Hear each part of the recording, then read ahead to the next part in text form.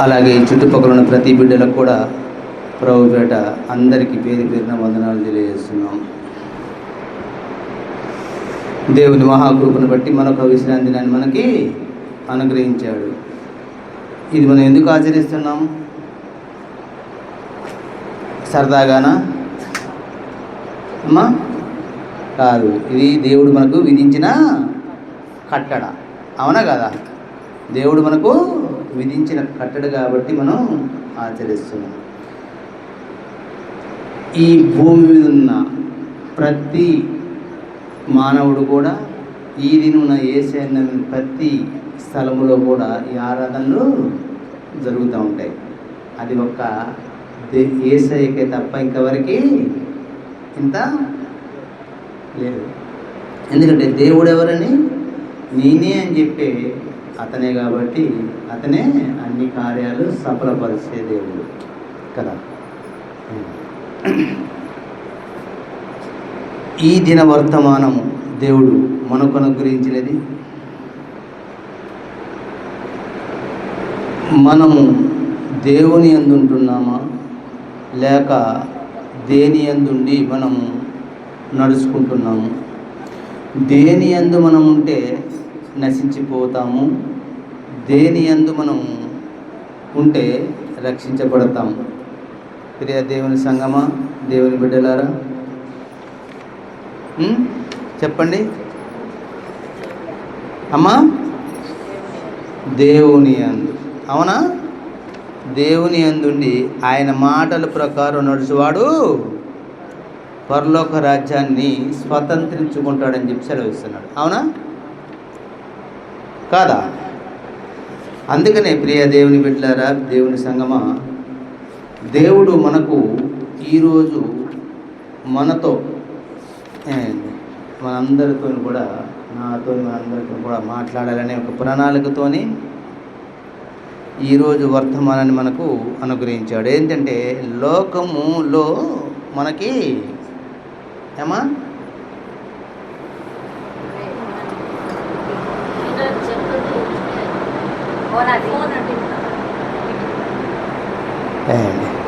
లోకము మీకు ఏమి ఇస్తూ ఉంటుంది? శ్రమ ఇస్తూ ఉంటుంది. అవునా? లోకం శ్రమ ఎట్లా ఇస్తుంది? లోకం ఇస్తుందా? లోకంలో ఉన్న మనుషుల ద్వారా దేవుని బిడ్డలకైన వారికే శ్రమ కలుగుతుంది. ఏ శ్రమ? వచ్చి వాళ్ళు మనల్ని ఏం కొట్టరు, వాళ్ళు ఏమి మనల్ని తిట్టడు. కానీ మనం చేసే ప్రతి ఒక్కదాన్ని బట్టి వాళ్ళు ఏం చేస్తారంటే దెప్పి పొడుస్తూ ఉంటారు. అవునా?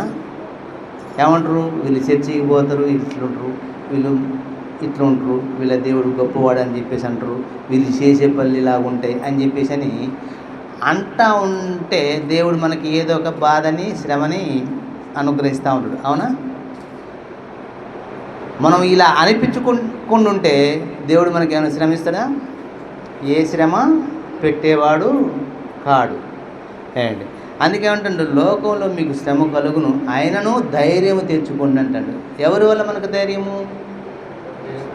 అమ్మా, యేసయ్య వల్లనే ధైర్యం, దేవుడి వల్లనే ధైర్యం. ఎందుకంటే ఏది ఎవరు రక్షించకపోయినా దేవుడు రక్షిస్తాడనే నమ్మకంతోనే ప్రతి ఒక్కరు కూడా ఎవరెవరు కొలుసుకోవాలో వాళ్ళు అక్కడికి వెళ్ళి కొలుసుకుంటారు. మనం ఏం చేస్తామంటే మనందరం ఒక చోట కూడి అన్యోన్య సహవాసముతో దేవుణ్ణి ఆరాధిస్తున్నాము, ప్రార్థన చేస్తున్నాము, పాటలు పాడుతున్నాము, అన్నీ వింటున్నాము. రండి లోనికి రండి.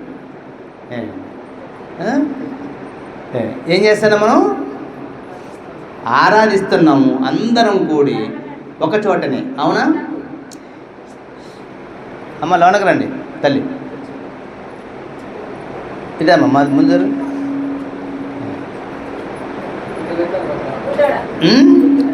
లోకంలో మీకు శ్రమ కలుగును, ఆయనను మీరు ధైర్యం తెచ్చుకునుడి అని చెప్పేసి సెలవిస్తున్నాడు. అయితే ఇందాకేం చెప్పాను? ఈ ధన్యత ఎవరికి ఉంది? ఉందమ్మా రండి. ఈ ధన్యత ఎవరికి ఉంది? దేవుని బిడ్డలైన మనకి తప్ప ఇంకెవరికి లేదు. ఇలా అందరూ కూడుకుని ఇక్కడ ఆరాధన జరిగిస్తారా? ఎప్పుడైనా చూసారా? ఏంటి ప్రతి వారము కదా, ప్రతి దినము, ప్రతి సమయంలో కూడా ఏం చేస్తాం? మనం కూడుకొని దేవుణ్ణి ఆరాధిస్తూ ఉంటాం, దేవుణ్ణి మహిమపరుస్తూ ఉంటాం కదా, అవునా కదా? ఈ ధన్యత మనకు తప్ప ఇంకెవరికి లేదు. అందుకే మనకి శ్రమ. ఎందుకు మనకు శ్రమ అంటే దేవుని బిడ్డలైన మనకు తప్ప ఇంకెవరికి శ్రమ. ఏ శ్రమ? చనిపోయేంత శ్రమ ఎప్పుడు దేవుడు మనకి ఇస్తాడా?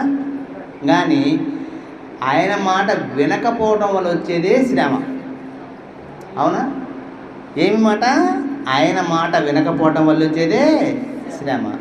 ఏంటి? చిన్న ప్రార్థన చేసుకుని మనం వాక్యాల్లోకి వెళ్దాము. మహాగణుడా, మహోన్నతుడా, సర్వాధికారి తండ్రి, నీకే వందనాములు, స్తోత్రాలు చెల్లిస్తున్నాను. ఇదిగో తండ్రి, ఈ ఉదయకాల సమయంలో మీరు ఏర్పరిచిన దేశంలోని యేసుక్రీస్తు సంఘంలో మీరు చెప్పిన ప్రకారమునైనా నీ పని నేను జరిగించుండగా, నా దేవా, నా తండ్రి, ఇదిగో ప్రభా తండ్రి, నీ బిడ్డలతోనూ నాతోనూ ఏది మాకు అవసరమో దాన్ని వివరించుటకు వాక్శక్తిని అనుగరించి మా అందరితో మీరు మాట్లాడమని, నన్ను నీ శిరవసట్ను మరుగుపరుచుకోమని, దీనదాసుడైన నన్ను నేను జ్ఞాపకం చేసుకుంటూ నడిపిస్తున్నందుకు వందనాలు చెల్లిస్తూ ఈ ప్రార్థన మీరు అంగీకరించి ప్రతిఫలించిన వందనాలు తెలుసు. త్వరగా రారణ యేసయ్య నామాన్ని పెట్టి వెతరాడుకుంటున్నాం పరమ తండ్రి, ఆమేన్. చూడండి, యోహాను రాసిన సువార్త 16వ అధ్యాయము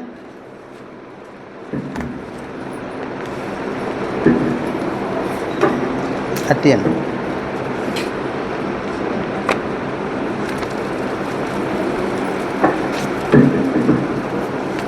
యోహాను రాసిన సువార్త 16వ అధ్యాయము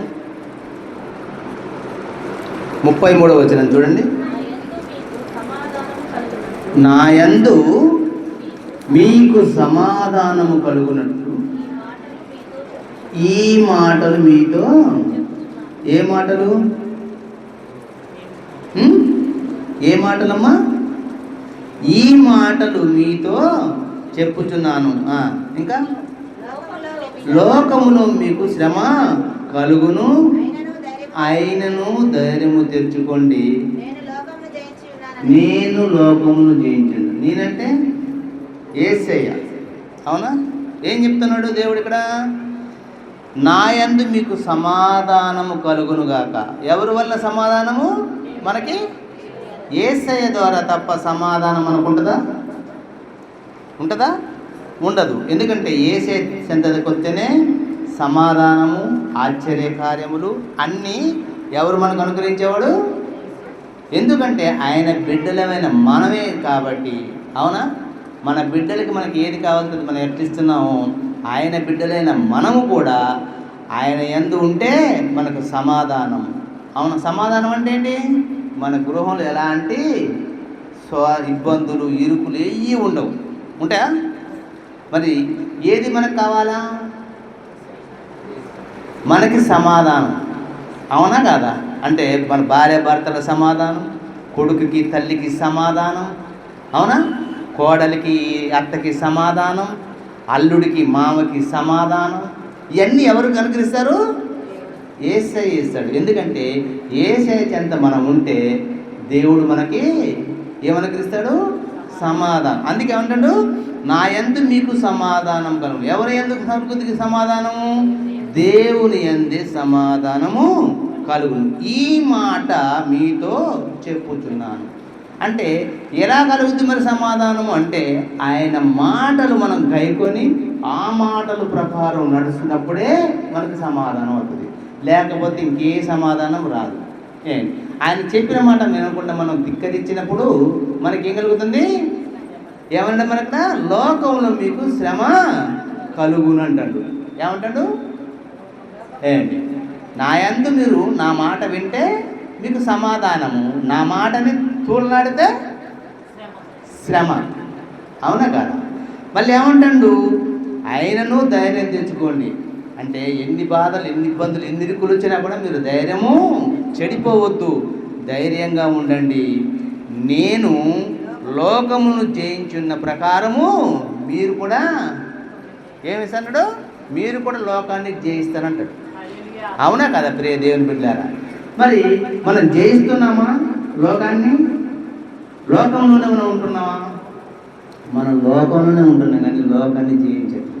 లోకాన్ని జయిస్తే మనము ఎలా ఉంటాము అమ్మా? ఇంకా ఉన్నతమైన స్థితిలో ఎదుగుతూ ఉంటాము. అవునా కదా? ఈ సంఘానికి వచ్చిన ప్రతి బిడ్డలు ఏ విధంగా ఉన్నారు? పాటలు ఏందే కానీ, ప్రార్థన ఏందే కానీ ఏంటి, ఈ ఊళ్ళో వచ్చిన బిడ్డలు రేపు అభివృద్ధి. ఎందుకు అది అంటే అభివృద్ధి అవటమే దేవుని యొక్క ప్రణాళిక, ఇష్టం. అందుకే అంటే లోకంలో మీకు శ్రమ కలుగును, ఆయనను ధైర్యం తెచ్చుకోండి. మనకి ఎలాంటి ఇబ్బందులు ఏమొచ్చినా ఎట్లుండాలి మనం? ప్రభా, నేనేదన్నా నీకు విరోధంగా ఉన్ననేమో జ్ఞాపకము చేసుకో, అలాంటిది ఏదీ లేకుండా అని చెప్పి మనం ప్రార్థన చేసినప్పుడు దేవుడు మనకి ఏం చేస్తాడు? సమాధానం ఇస్తూ ఉంటాడు. అవునా? ఆ సమాధానం ఇచ్చినప్పుడు మనం అన్యోన్యంగా మన కుటుంబంలో నవ్వే ఉంటుంది కదా, ఏడుకుంటుందా ఏమా? సంతోషంగా ఉంటామా, ఏడుకుంటుందా? ఏడుకుంటుందంటే మనకేంటి? దేవుని మాట మనం వినటం లేదని చెప్పేసి. అవునా కదా? అందుకు మనకు సమాధానం కావాలంటే ఎవరి మాట వినాలా? ఈ మాటలు మీతో చెప్పుతున్నాను. ఏ మాటలు అంటే దేవుని మాటలు మీతో చెప్పుతున్నా. ఈ మాటల ప్రకారం మీరు నడుచుకుంటే మీకు ఏది కొదవ కాదు. చూడండి, ఇదే 15వ అధ్యాయము 18 నుండి 21 మాట చూడండి. యోహాను సువార్త 15వ అధ్యాయము 18 నుండి 15 నుండి 15వ అధ్యాయం 18వ వచనం.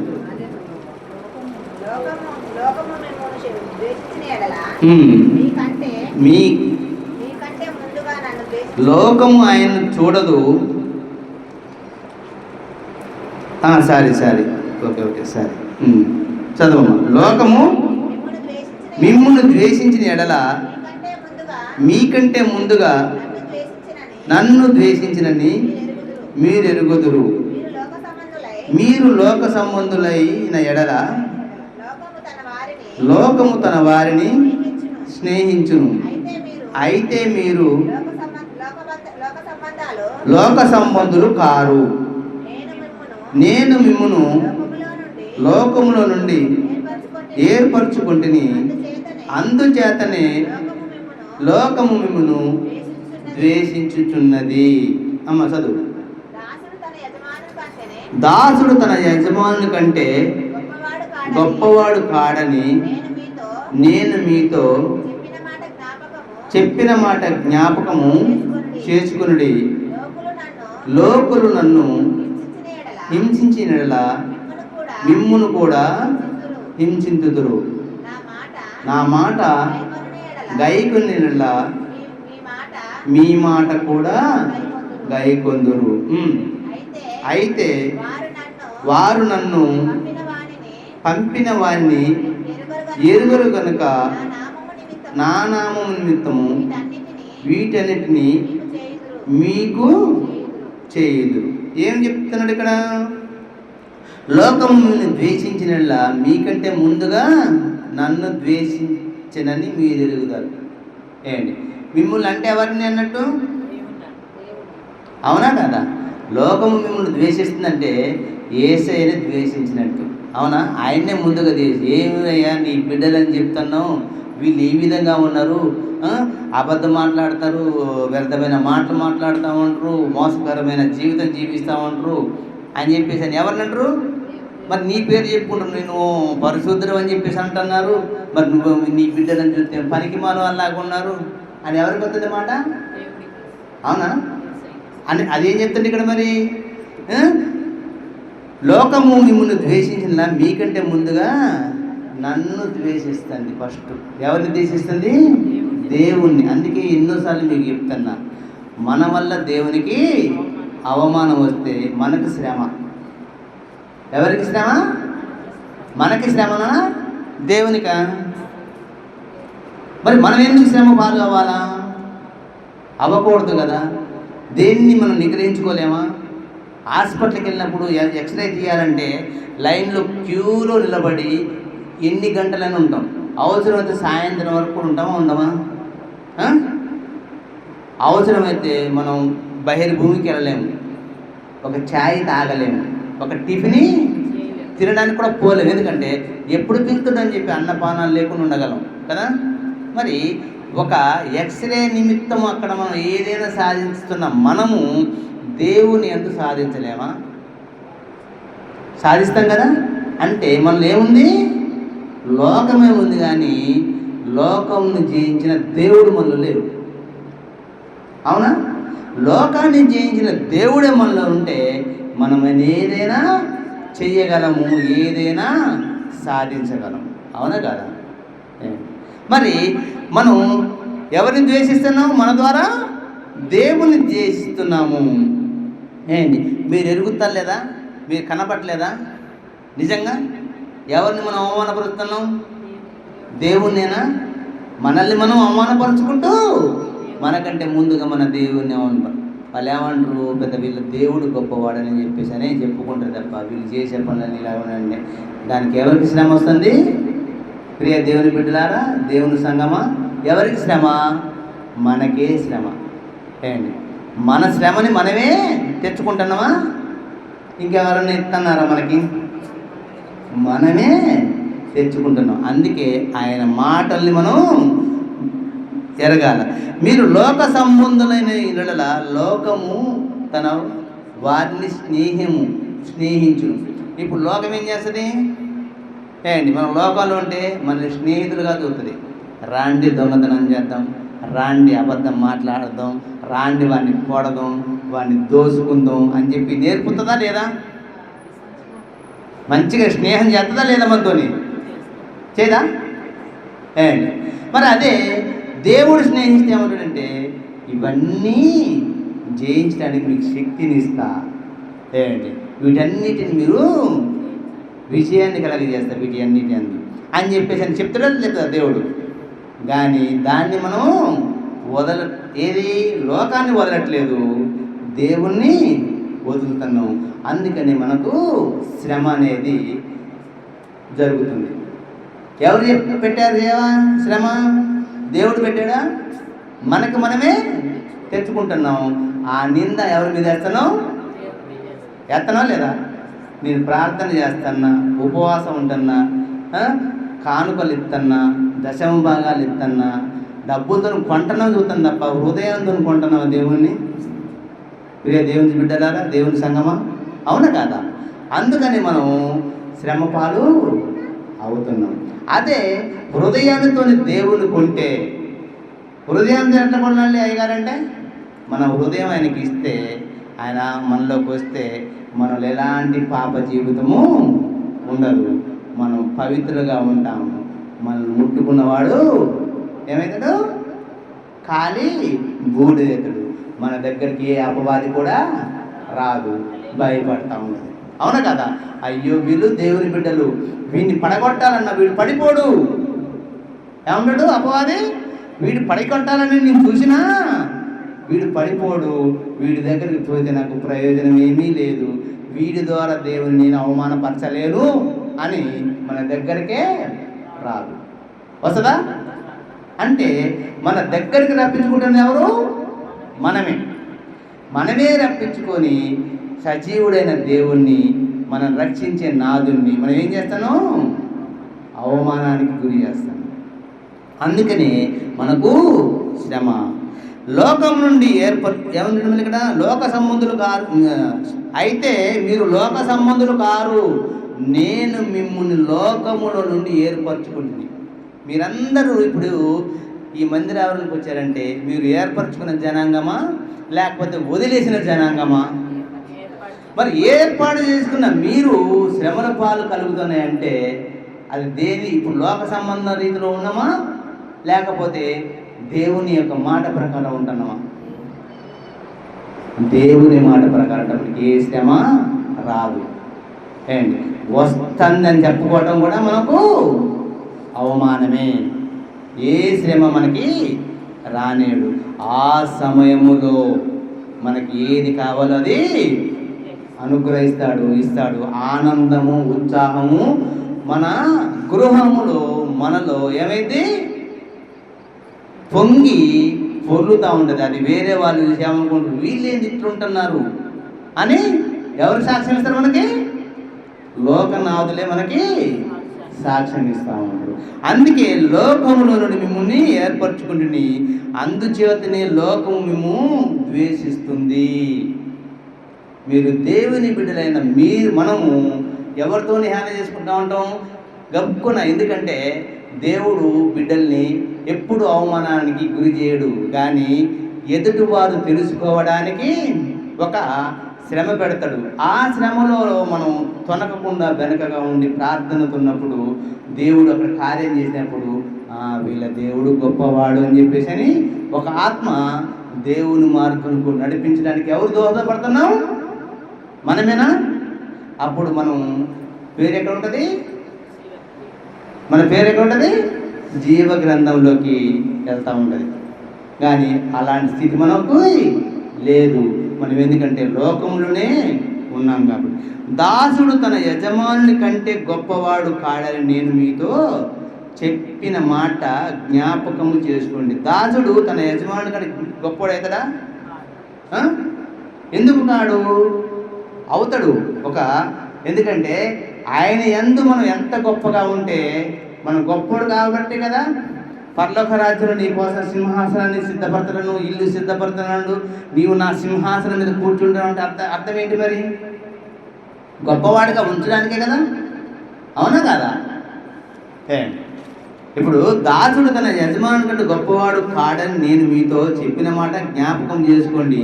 లోకము నన్ను సహించిన ఎడల మిమ్మును కూడా లోకము నన్ను హింసించిన మిమ్మును కూడా హింసించదు. నా మాట గైకొనేలా మీరు మీ మాట కూడా గైకొనరు.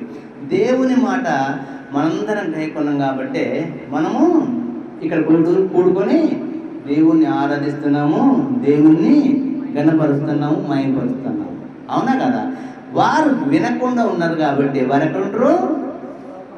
లోకంలోనే ఉంటూ లోకనాథులు ఉంటారు కాబట్టి వాళ్ళు ఎక్కడికి వెళ్తారు? వాళ్ళకి తెలియదు, మనకి తెలియదు. అది తెలిసేది ఎవరికంటే దేవుడికి తప్ప ఎవరికి తెలియదు. అందుకనే నా దాసుడు తన యజమాని కంటే గొప్పవాడు కాదు నేను మీతో చెప్పిన మాట ప్రకారం మనం గొప్పవాళ్ళు కావాలంటే వీటన్నిటినీ వదిలేయాల. జీవితాన్ని పొందుకొని ఎక్కడ ఉండాలి మనం? యేసయ్య ఇదిగో నా కుమారుడు ఈయనే, ఇదిగో ఈ సింహాసనాన్ని నేను ఆయనకి ఇస్తున్నా, దీంట్లో ఆయన్ని కూర్చోబెడతా అంటే దేవుడే మనకు ఆయన సింహాసనం మనకి ఇస్తూ ఉంటాడు. దాన్ని మనం కోల్పోయి ఏం చేస్తున్నామంటే లోకానికే దాసులమై ఆయన మాటలు మనం గైకొనకుండా ఆయన్ని ధిక్కరిస్తూ మనము శ్రమ పాలవుతూ దేవుని మీద రోజు నిందేస్తున్నాం. లోకం వేసేదే కాకుండా మళ్ళీ మనం కూడా చేస్తూ అనేక శ్రమలు మనం ఏం చేస్తున్నాం? వాటిలో పాలు భాగస్తులు అవుతూ దుఃఖము, ఏడుపు, సమాధానము ఏది మన ఇంట్లో ఉండదుగా? ఉంటుందా? సమాధానం కావాలంటే మనం ఏం చేయాలా? ఆయన మాటలు వినాల. చూడండి, ఇదే 17వ అధ్యాయం 14 వచ్చినప్పుడు ఒక మాట ఉంది.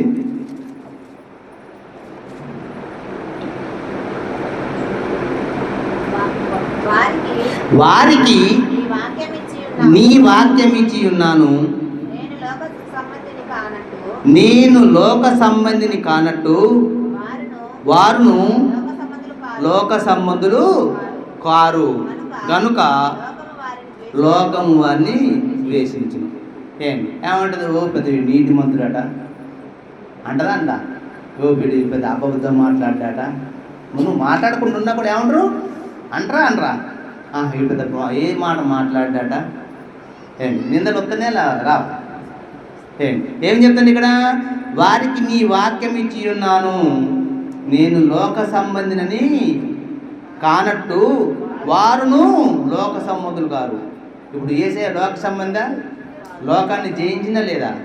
ఉపవాసం ఉండి ఆయన 40 రోజులు పగలు రాత్రి ఉపవాసం ఉండి వస్తే అపవాది ఏమంది వచ్చి ఆయన దగ్గరికి?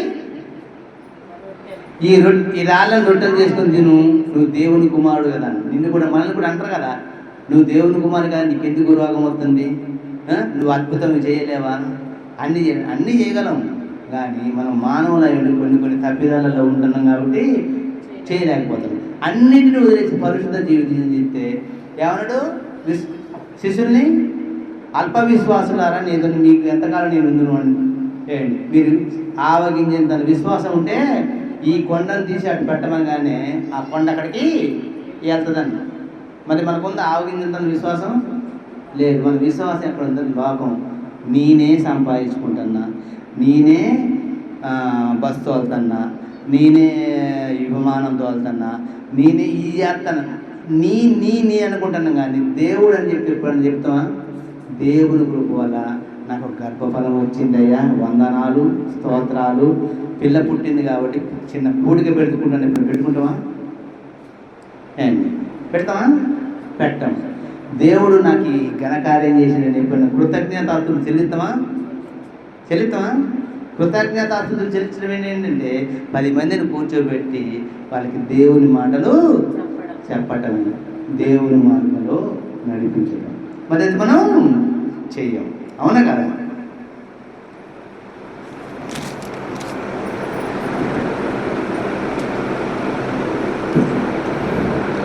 వారు నీ వాక్యం మిచ్చి వారికి నీ వాక్యం ఇచ్చి ఉన్నాను, నేను లోక సంబంధిని కానట్టు వారు లోక సంబంధులు కారు కనుక. లోకము దేవుడు మనకు మంచి వాక్యాన్ని ఇచ్చాడు. మీరు ఇట్లుండండి, మీకు ఏది కావాల్సి అది నేను ఇస్తా, మీ అక్కర్లు నాకు తెలిసే ఉన్నాయి. ఆకాశ పక్షులు చూడాయి, విత్తవు, కోయవు, సమకూర్చుకో. పంటేస్తుందా పక్షులు? ఎడ్లు పంటేస్తానయా? మరి వాటికి ఆహారం ఎక్కడ వస్తుంది? వాటికి గూళ్ళు ఉన్నాయా? ఇండ్లు ఉన్నాయా? వాటి పిల్లలకి ఏమైనా సంపాదిస్తానయా? ఇది మనం అన్నీ సంపాదిస్తున్నాం. మనవడు మనవరాళ్ళు మునిమాల వాళ్ళకి ఆ మునిమాలకు కూడా సంపాదిస్తున్నాం కదా. మరి ఆకాశ పక్షులు చూడే, విత్తవు, కోయవు, సమకూర్చుకోవు, వాటిని పోషిస్తున్నా, వాటి దినాహారం వారికి ఇస్తున్నా. అవునా? మీకు కూడా నేను ఏనాటి ఆహారం బతం ఆనాటి ఇస్తున్నా. రేపటి దినం మీది కాదు, మీరు బ్రతికుంటే మీది. మరి రేపటి దాని గురించి మీరు ఎందుకు చింతిస్తున్నారు? ఇవాళ మీరు మంచిగా తిన్నామా, మంచిగా ఉన్నామా అనేది చూసుకోవాలి. కానీ మనం ఏం చూసుకుంటున్నాం? యుగాలు చూసుకుంటున్నాం. అవునా కాదా?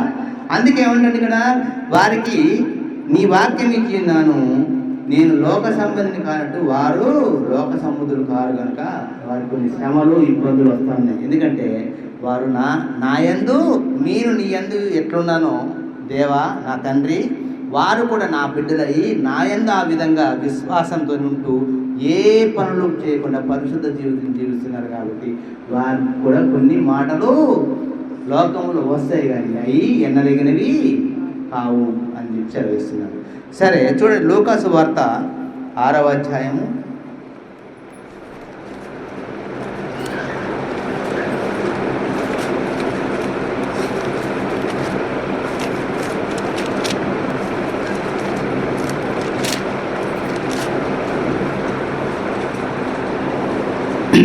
20వ వచనం కానీ చూద్దాం. అంతటా ఆయన తన శిష్యులను తట్టు పారచూచి ఇట్లనెను, వీధులైన మీరు ధన్యులు, దేవుని రాజ్యము మీది. ఇప్పుడు ఆకలి కొనుచున్న మీరు ధన్యులు, మీరు తృప్తిపరచబడదురు. ఇప్పుడు ఏడుచున్న మీరు ధన్యులు, మీరు నవ్వుదురు. ఏమంటాడు? అంతటా ఆయన శిష్యుల తట్టు పారచూసి ఇట్లనెను, మీ తట్టు నేను చూస్తున్నా ఇప్పుడు. ఏంటి మీకు ఎందుకు శ్రమ? ఏంటి బీదలైన వారు దేవుని రాజ్యాన్ని. ఏ బీదలు? దేవుని యందు బీదత్వం ఉండాలా, తగ్గించుకునే జీవితం ఉండాలా. అవునా? బీదలు అంటే ఏంటి? అంటే ఏమి ఆస్తి ఐశ్వర్యం లేక కాదు, మనం తగ్గించుకునే జీవితం ఉండాలి. బీదలు అంటే ఎక్కడికి ఉంటారు? కాళ్ళ కాడు ఉంటారు. అవునా? అడుక్కునే వాళ్ళు ఎక్కడికి వస్తారు? మన ఇంటికి ముందుకు వచ్చి అడుక్కుంటారు. అవునా కదా? అంటే దేవుని దగ్గర మనం ఎట్లుండాలా? తగ్గించుకునే జీవితం మనకి ఉండాలా. వారిదే దేవుని రాజ్యం. ఏంటి ఇంకేమంటాడు? ఇప్పుడు ఆకలి కొనుచున్న మీరు దాన్ని. ఏ ఆకలి? మనకి ఏ ఆకలి ఉండాలా? బిర్యానీ, మటను, చికెను, దుప్పి మాంసాలు ఇవా దేవుని వాక్యమని ఆకలి మనకు ఉండాలా.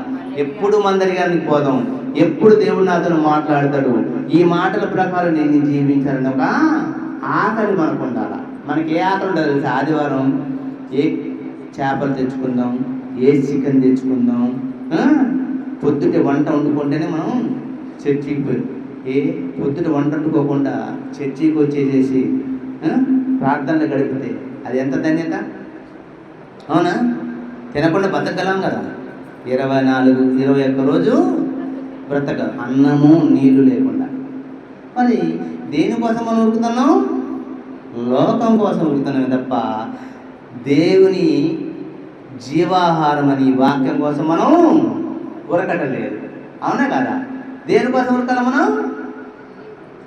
ఆకలి దేనికోసం ఉండాలి మనకి? దేవుని వాక్యం కోసం ఆకలి ఉండాలి. మనకు ఆకలి లేదు. మనకి ఏ ఆకలి అంటే ఎప్పుడు చర్చ అయిపోతే వండుకున్న కూర తినాలా, ఏంటి హాయిగా పండుకోవాలన్న ఇదే ఆశ తప్ప ఇంకో ఆశ ఉందా? అందుకేమండి ఇక్కడ ఇప్పుడు ఆకలి కొనుచున్న మీరు ధన్యులు. ఇప్పుడు అంటే మనం ఎప్పుడు ప్రతినిత్యము దేవుని వాక్యాన్ని వినాలా, దేవుని చెంత చేరాలా, దేవుని మాటలు గైకొనాలా, వాటి ప్రకారం నేను జీవించాలా అనే ఒక ఆకలి మనకు ఉండాలా. మనకి ఏ ఆకలి ఉందంటే ఎంత డబ్బు సంపాదించుకుందాము, ఏం చేసుకుందాము అని చెప్పి ఉంటుంది. ఎవరికైనా ఉంటుంది, ఉంటుందా? నాకైనా అందరికీ ఉంటుంది. కానీ మనం ఎక్కువ ఆకలి ఎవరి మీద ఉండాలా? దేవుని మీద ఉండాలా. దేవుడు మనకు అన్నిటినీ సమకూర్తాడు. మనకి సమాధానము, సంతోషం ఎవరు మనకు కలగజేయాలా? దేవుడే కలగజేయాలా. ఇంకేముంది అక్కడ?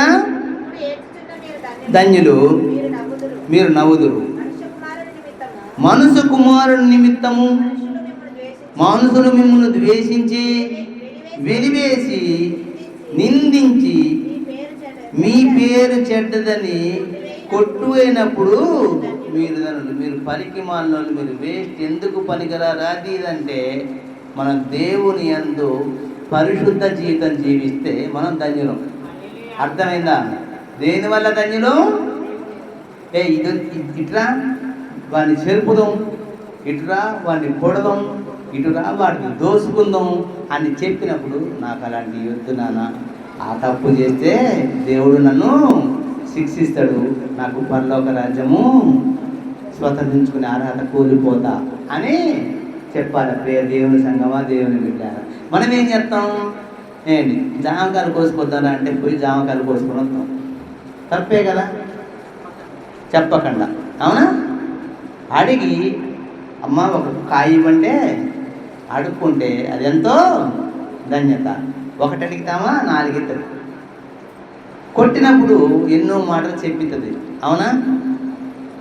ఆమె చెప్పించిందంటే తరుగుతాయి కదా మనం తప్పు చేసినప్పుడు కదా. అందుకనే మనం ఏం చేయాలా?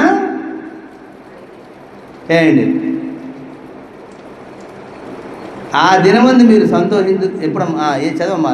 మనుష్య కుమారుని నిమిత్తము మిమ్మల్ని ద్వేషించి వెలివేసి నిందించి మీ పేరును చెడ్డదని కొట్టివేయినప్పుడు మీరు ధన్యులు. ప్రతి విషయంలో మనల్ని ఎవరనుకున్నా, నేను దేవునితో ఉన్నా, నేనే తప్పు చేయట్లే, నాలో ఏ కలంకము లేదు, నాది తెరిసిన పుస్తకమే. దావీదేవుడు, తండ్రి నా హృదయము నీకు మొత్తము బట్టబయలే ఉన్నది, నీకు మరుగైనది ఏది నా దగ్గర లేదు, నా హృదయం మొత్తం తెల్లగా ఉంది అన్నాడు. మనమేమంటాం? అంటావా? మనం ఆ మాట అనలేము, కానీ అనేలాగా మనము జీవించాల. అయ్యే మాటలు మనలో ఆ మాటలు మనలో ఉంటే, అబద్ధం ఆడొద్దు, మీ పితరులు దోసుకున్నట్టు మీరు దోసుకోవద్దు. మీ పితరులు చూడు, 40 సంవత్సరాలు అరణ్యంలో నడిపించిన వాళ్ళ చెప్పులు అరగలేదు, వాళ్ళకు ఆకలి దప్పుకలు లేవు, వాళ్ళ బట్టలు మార్చిపోలేదు. మరి మనకి వాళ్ళు ఆయన మాట విన్నారా లేదా? పగలు మేఘస్తంభము, రాత్రి అగ్ని స్తంభమై నడిచాడు ఆ రోజున. చూడండి ఇంకేముంది ఇక్కడ?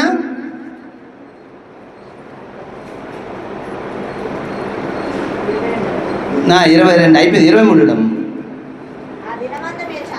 ఆ దినమందు మీరు సంతోషించి గంతులు వేడి. ఇదిగో మీ ఫలము పరలోకమందు గొప్పదైండు. అప్పుడు మనం ఏం చేయాలంటే వాళ్ళు ఎన్ని అనుకున్నా కూడా మనం ఏం చేయాలంటే గంతులేలు. నేను ఎన్నన్నా ఏం చేసినా ఎంత వాళ్ళు అనుకున్నా కూడా నేను మాత్రం పరిశుద్ధంగా ఉన్నా, నాకు అది చాలు. వాళ్ళు ఎన్నని అనుకొని నీకు అది ఉంది లేదురా, నీకు ఇది లేదురా, దొంగతనం చేసి సంపాదించుకోవచ్చు, లేదా ఇంకోటి చేసి సంపాదించుకోవచ్చు, లేదా దోచుకొచ్చుకొని సంపాదించుకోవచ్చురా అన్నా కూడా మనం దానికి పోనప్పుడు మన ఫలం ఎట్లుంటుంది ఏమా? గొప్పదై యును. వారి పితరులు ప్రవక్తలకు అదే విధంగా చేసిరి. అయ్యో ధనవంతులారా, మీరు కోరిన ఆదరణ మీరు పొంది ఉన్నారు. అయ్యో ఇప్పుడు కడుపు నిండి ఉన్న వారలారా, మీరు ఆకలి గొందురు. నాకేం కాదు, నాకు ధనం ఉంది, భోగభాగాలు ఉన్నాయి, అయ్యి ఉన్నాయి, నాకేది కాదండి. ఏమవుతుంది మనకి? దేవుడు లేకపోతే ఇంట్లో సమాధానం ఉండదు. ఉంటుందా సమాధానం? మనకి ఎంత డబ్బు ఉంటే ఏమీ లాభం? ఇంట్లో సమాధానం లేకపోతే, ఇంట్లో మనశ్శాంతి లేకపోతే, అవునా? ఈ మందిరం అంత డబ్బు ఉన్నా కూడా సమాధానం లేకపోతే మనకి ఉంటుందా? మరి మనశ్శాంతి కావాలన్న డబ్బు ఇవ్వాలని ఎవరు ఇవ్వాలా? ఘనత ఇవ్వాలని ఎవరు ఇవ్వాలా?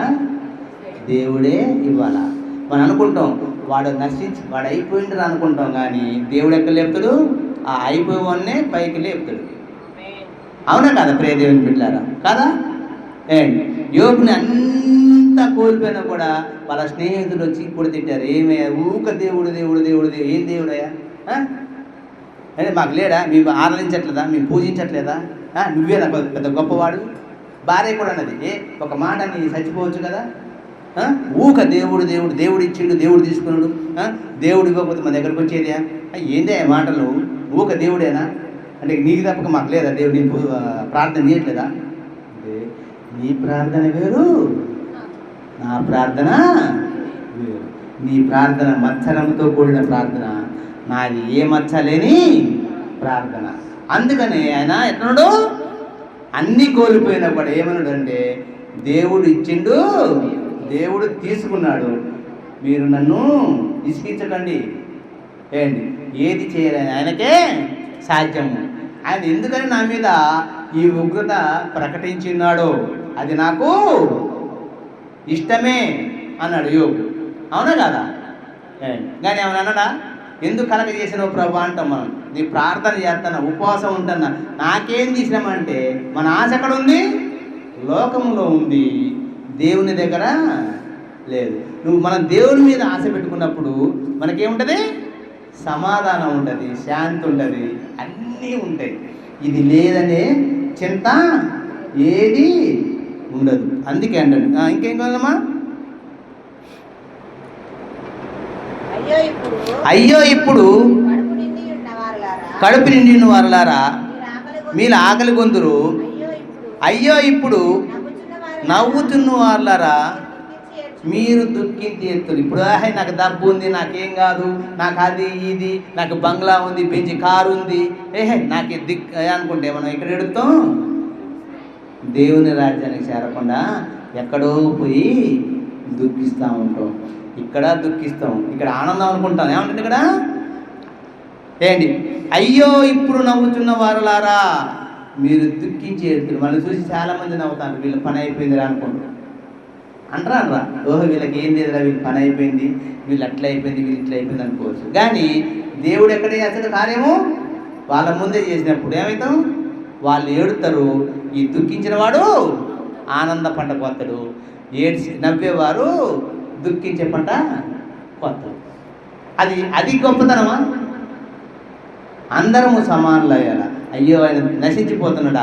ఆయన నశించిపోకూడదు, నాకంటే బాగుండాలి ప్రభా అని ఆశీర్వదించని మాత్రం మనం ప్రార్థన చేయం. చేస్తామా? నశించిపోదు. పైకి మాత్రం ప్రభా కాపాడంటాం, లోన మాత్రం తొక్కి తొక్కి తొక్కి తొక్కి అంటాం. అంటామన్నా ప్రభు అని తొక్కెత్తేనే బాగుంటుంది, ఎందుకంటే నా మీద నన్ను అంటదా తప్పు చేసింది కాబట్టి ఒక మాట అన్నారు. తప్పు చెప్తాను కదా అంటారు ఎవరన్నా? మరి తప్పు చేయకుండా ఉన్నా కూడా అనే జనాలు కూడా ఉన్నారు లేరా? ఓహో వీళ్ళ పెద్ద భక్తి పరులు పోతున్నారు రా అంటారు అనరా? అందుకే ప్రియదేవుని బిడ్డారా, మనం ఎట్లుండాలంటే చూడండి, ఇంకొక మాట ఇంకా ఉంది. మనుషులందరూ మిమ్మును కొనియాడినప్పుడు మీకు శ్రమ. ఏమంటారు మనుషులందరూ మన దగ్గరకు వచ్చి, అబ్బా మీరు ఎంత గొప్ప వాళ్ళండి, మీరే అసలు మీరు ఎంతో సాయం చేస్తారు, మీరు లేకపోతే అసలుకి ఇక లేదండి అది ఇది అని చెప్పేసి అంటే ఏంటి మనం ఉప్పికి తబ్బిపోయి ఇంకా గొప్పలు చేస్తాం. అప్పుడు ఏమంటాడు మనుషులందరూ మిమ్మల్ని కొనియాడినప్పుడు మీకు శ్రమ. వారి పితరులు అబద్ధ ప్రవక్తలకు అదే విధంగా చేసేది. అబద్ధ ప్రవక్తలు ఏం చేసేదంటే, అబద్ధ ప్రవక్తలు ఏంటి, నేను ప్రవశిస్తున్నా ఇది జరుగుద్ది అంటే అది జరుగుద్దా? ఏంటి ప్రవీణ్ బ్రదర్ గారు ఒక మాట అన్నాడు, కారు ఆగదు, ఫ్యాను స్పీడ్ మీద తిరుగుద్ది, కారు దుయ్యని రాసుకుంటూ పోద్ది ప్రవశించినాడు. కారు గెలిచిందా? ఆస్తాన్ని గెలిచింది. అక్కడ సైకిల్ గెలిచింది అంటే అక్కడ సైకిల్ వెయ్యిని పోద్దని చెప్పేసాను. అంటే ఏ విధంగా మనం చేసే ప్రవచనకుండారా నెరవేర్పులాగా ఉండాలి. మనకి రాజకీయాలు కాదు, మన సంఘ బిడ్డల్ని మనం ఏ విధంగా వారిని ఆదరణ కలిగించాలా, వారిని ఎట్లా బలపరచాలనే ఉండాలి తప్ప ఏదో చెప్పి అమ్మా నువ్వు వస్తే నీకు ఆశీర్వాదం వస్తుంది, నువ్వు దశం భాగం ఇస్తే ఆశీర్వాదం వస్తుంది, నీ కానుకిస్తే నాకు ఆశీర్వాదం వస్తుంది అంటే వస్తుందా? నువ్వు మారంది ఎట్లా వస్తుంది ఆశీర్వాదం? వస్తుందా అమ్మ? ఏంటి అయ్యా నువ్వు ఒక ఫ్యాన్ ఇచ్చేసాను, ఫ్యాన్ పాడైపోయింది కానీ నువ్వు ఫ్యాన్ స్పాన్సర్ చేసాను అనుకోండి, నిన్ను దేవుడు దీవిస్తాడు. ఏ విధంగా దీవిస్తాడు అంటే డబ్బు ఇచ్చుకుంటాను ఆ దేవుడిని. ఏమ్మా డబ్బులు ఇచ్చుకుందామని చూస్తున్నావా? ఆయన ఏమడుగుతున్నాడు? హృదయాన్ని అడుగుతున్నాడు. మనం హృదయం ఇచ్చి కొన్నప్పుడు ఆయన మనలోకి వస్తే మనకెప్పుడు విజయమే, అపజయం అనేది ఎన్నడూ లేదు. ఉందా? యేసు మన ముందు ఇందాక పాట పాడాము, యేసయ్య మన ముందే యేసునందు ఉన్నవారికి ఎల్లప్పుడే జయమే. అంటే ఏంటి అర్థం ఏంటి? యేసయ్య మనం ఎప్పుడు ఉన్నానుకో మనకెప్పుడు జయమే. ఆయన మన ముందు నడుపుతూ ఉంటాడు, అపవాదిని ఏం చేస్తూ ఉంటాడు? జయింపజేస్తూ ఉంటాడు. అవునా కాదా? అందుకనే మన పితృలు అబద్ధ ప్రవక్తలకు అదే విధంగా చేశారు. వాళ్ళు ఏం చేశారంటే మీకు ఇది జరుగుద్ది, మీకు ఏదో జరుగుద్ది అని చెప్పేసి అని పుట్టి ప్రవచనలు చేసి మీరు వస్తే చాలు ఆశీర్వాదం అంటే ఇక్కడ ఆశీర్వాదం రాదు, ఇంకో మందిరానికి పోతారు. ఇక్కడికి రాదు కానీ అయ్యా మీది పనులు వదిలేసి మంచి జీవితము జీవించండి మాత్రం చెప్పితే ఈ గొర్రె తప్పిపోద్ది అని చెప్పింది. వాళ్ళు ఈ మాటలు చెప్పం. ఎందుకంటే ఎప్పుడు మనకు కావాల్సింది ఏంటి? ఆశీర్వాదం. అవునా కాదా? అందుకే ప్రియదేవుని బిడ్డలారా, అబద్ధ ప్రవక్తల దాకా మనం చేయకూడదు. చూడండి, గలతీ రాసిన పత్రిక 6వ అధ్యాయం 1వ అధ్యాయము 4వ వచనము.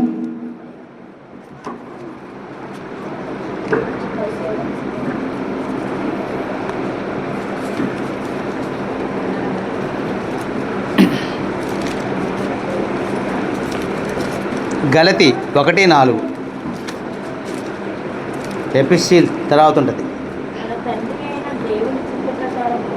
మన తండ్రి అయిన దేవుని చిత్త ప్రకారము క్రీస్తు మనను ప్రస్తుతపు దుష్టకాలము నుండి విమోచింపవలనని మన పాపముల నిమిత్తము తన్ను తాను అప్పగించుకున్నాను. ఇప్పుడు మన పాపాలను విముక్తి ఎవరు ఇస్తున్నారనయ్యా? యేసయ్య. అవునా? ఏమంటాడు? మన తండ్రి అయిన దేవుని చిత్త ప్రకారము అంటే యేసయ్య పరలోకపు తండ్రి చిత్త ప్రకారము యేసయ్య ఏం చేశాడు?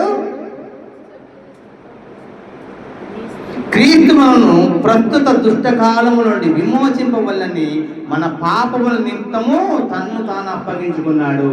మరి మన పాపముల గురించి ప్రభువా ఈ పాపములు నేను చేస్తున్నాను, ఈ పాపము నుండి నేను నన్ను నేను విమోచించుకోవాలి, నీ శరీర రక్తాల్లో నేను పాలు పొందుకుంటున్నా, నీలో నేను బాప్తీసం తీసుకుంటున్నా అని చెప్పేసి మనము బాప్తీస కార్యక్రమంలో మన పాపాలన్నింటిని ఒప్పుకొని తీసేసుకొని మళ్ళీ అయ్యే పాపాల్లో మనం ఉంటే మనకు శ్రమ కలుగుతుందా లేదా? ఏమా ప్రియ దేవుని బిడ్డారా, దేవుని సంగమా, ఏమి గ్రహిస్తున్నాము, ఏమి వింటున్నాము, ఏమి చేస్తున్నాము? ఏమంటున్నాడు క్రీస్తు? మన తండ్రి అయిన దేవుని చిత్త ప్రకారం క్రీస్తు మనను ప్రస్తుత దుష్టకాలములో నుండి విమోచింపవలని మన పాపముల నిమిత్తం తన్ను తాను అప్పగించుకున్నాను. ఎందుకు మన పాపాల కోసం అప్పగించుకున్నాడంటే నన్ను చూసైనా మీరు మారుతారని చెప్పేసి నేను ఈ విధంగా తగ్గించుకొని పశువుల పాకలో పుట్టాను, శిష్యుల పాదాలు కడిగాను. నన్ను ఎంతమంది గుమ్ము వేసిన, కొట్టిన, కాళ్ళతో కొట్టిన, కొరడాలతో కొట్టిన వాళ్ళని ఒక్క మాట నేను అనలేదు. ప్రభువా వీరేమి చేస్తున్నారో వీరు తెలియదు కాబట్టి వీరిని క్షమించమని చెప్పేసి అని అన్న. ఆ ప్రకారం కూడా నా బిడ్డలు ఉండాలా, నేను వాళ్ళకి మాదిరి చూపించి వాళ్ళని నా రక్తంలో వాళ్ళని కొనుక్కుంటున్నాను, నా రక్తంలో పాలు భాగస్తులు చేస్తానంటే మనం ఏం చేస్తున్నాం? నేను ఎవరు రమ్మన్నారు? నువ్వు నా కోసం మరణించడం అవసరమా? నువ్వు వచ్చి మరణిస్తే నేను నీ దాంట్లో నేను చేయాలా? నాకు తెలవదా నేను ఎట్లుండాలో, ఎట్లా జీవించాలో? అవునా? మన జీవితాన్ని మనమే ఏం చేసుకుంటున్నాం? నరక కోపాలకు తోసుకుంటున్నాము తప్ప ఆయన మన కోసం వచ్చాడు, మన కోసము ప్రాణం అర్పించాడు, మనల్ని రక్షించుకోవటమే కదా ఆయన ఈ లోకానికి దిగి వచ్చి మీరు ఈ విధంగా ఉండండి, నేను దైవ కుమారునైన పశువుల పాకలో పుట్టాను, శిష్యుల పాదాలు కడిగాను. మనది ఏం చెప్తాం? నీ లెక్క ఎంత అంటాం. అవునా? నీ లెక్క ఎంత, నువ్వెంత ఆఫ్టల్, నా ముందు ఆ కూర్చుంటా, నువ్వు నిలబడు అంటావా?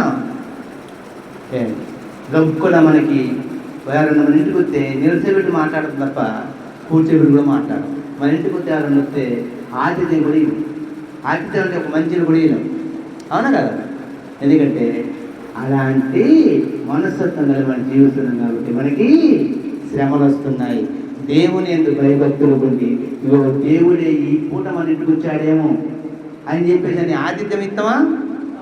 ఎవరికి ఆతిథ్యం కూడా చేయం. అంటే మనకు శ్రమేనా కాదా? ఆయన ఆకలి కొడుతుంటాడు, ఆ టైంకి దాహం అయి ఉంటుంటాడు, లేకపోతే ఏదో లెక్క పోతాడు. కానీ మనం ఏం చేస్తాం? అబ్రహాం ఏం చేశాడు? 3 వ్యక్తులు వస్తే గబగబా వారి దగ్గరికి వెళ్ళి 3 మాటలు పిండి కలుపు, అతిథులు వచ్చారు, వాళ్ళకి విందు పెడదాం అని చెప్పేసి అని ఎవరికి కూలివాడి దగ్గరికి పోయి మంచి మేకని తీసుకుని అది వదిలించి పడమని చెప్తే వాళ్ళు తినేదాకా వాళ్ళని వదిలిపెట్టే మనం ఏం చేస్తాం? వీళ్ళు ఎప్పుడు పోతే తిందామని చెప్పి చూస్తాం. అవునా? వీళ్ళు ఎప్పుడు పోతేమో అప్పుడు కుమ్మేద్దాం, వీళ్ళుంటే వాళ్ళకి పెట్టాల్సి వస్తుంది, మనం వండుకుని మనకి పెట్టాలంటాం. మనం వండుకున్నది వాళ్ళకి పెడితే మనకి దీవెన. అవునా కదా? దేవుని సంఘం, దేవుని బిడ్డలాగా. కానీ మనం ఏం చేస్తున్నాం? వాళ్ళకి పెడితే మనకి ఉండదని అనుకుంటా ఉంటాం. అందుకని ఇక్కడ మన పాపముల నిమిత్తమే ఆయన తగ్గించుకొని ఆయన ప్రాణాలను అర్పించి మీరు కూడా నేను ఏ విధంగా పరిశుద్ధ జీవితం జీవించినానో, ఏ విధంగా తిరిగి నేను లేచి తండ్రి రాజ్యంలోకి వెళ్ళానో, మీరు కూడా పరిశుద్ధ జీవితం జీవిస్తూ నా కోసం మీరు మరణమైతే తిరిగి లేచి పరలోక రాజ్యాన్ని స్వతంత్రించుకుంటానని చెప్పి సెలవిస్తూ ఉన్నాడు. చూడండి, యాకోబు రాసిన పత్రిక 4:4 చూడండి.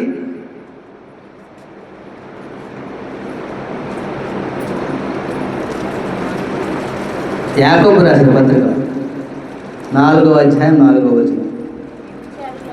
వ్యభిచారులారా, ఈ లోక స్నేహము దేవునితో వైరమని మీరు ఎరగరా?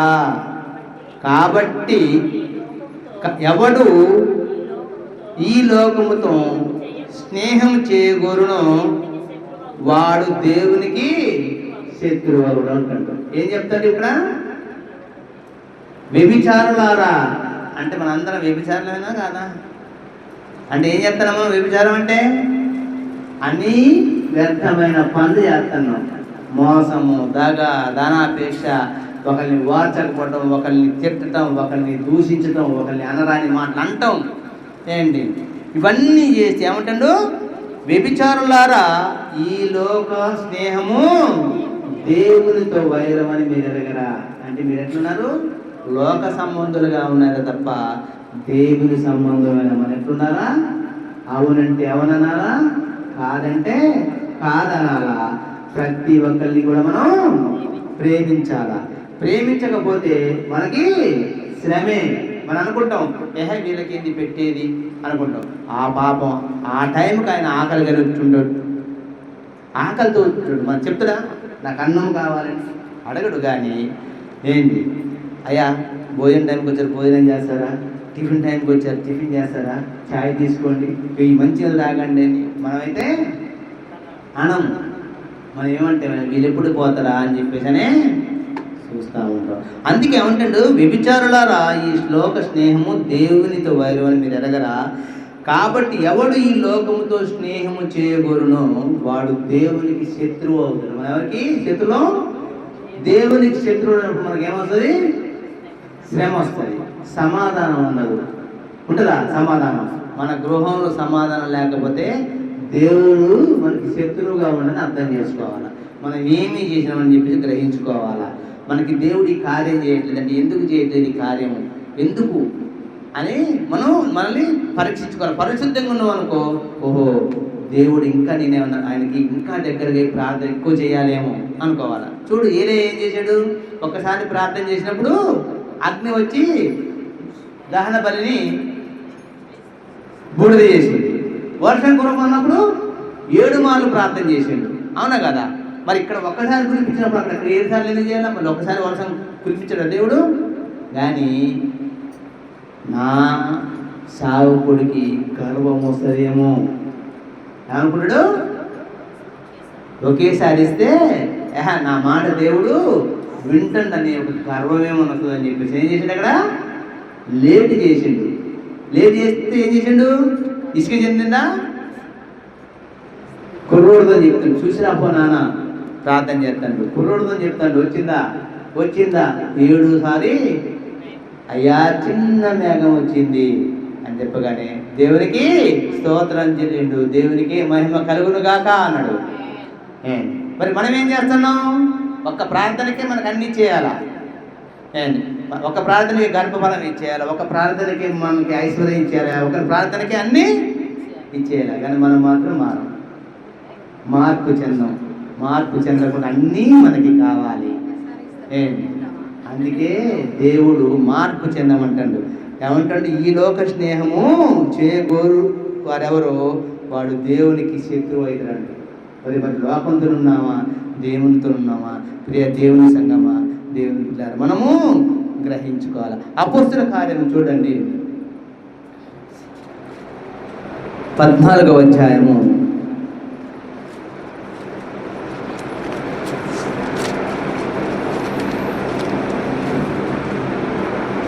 22వ వచనం చూద్దాం.